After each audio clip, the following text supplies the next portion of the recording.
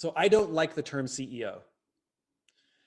In every other C-level executive title, their job is in their title. CFO, CMO, COO, CTO. Like, we know exactly what you do.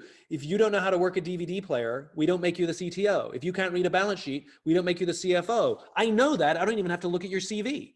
It's in the damn title. What's a CEO?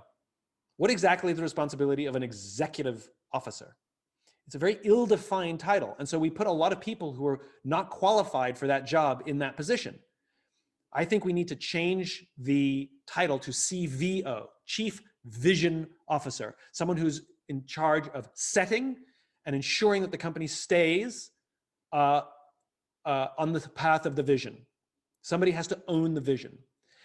And very often, the COO or the CFO, which are head-down operator, more finite-minded jobs, tend to see themselves as in line for the big job. And it's incorrect. It's not 1 and 2, it's 1 and A.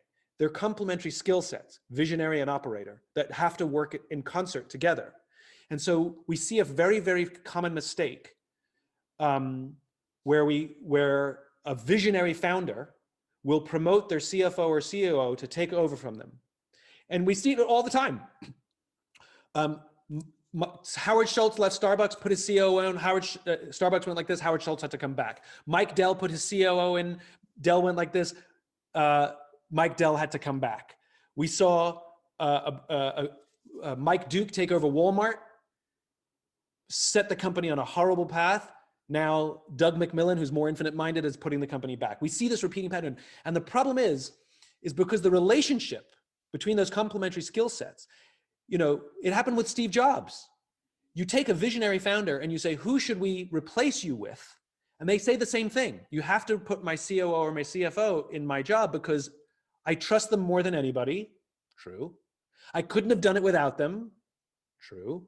They know more about the workings of the company than I do. True. Except it's the wrong skill set. And so what we do is we put operators in visionary jobs. We put people who've built a skill set. That doesn't mean an operator can't be more infinite-minded, but because we haven't set up that they have to completely change the way they lead for what they've been doing for 20 or 30 years, they're going to do the thing that made them successful, which is look down.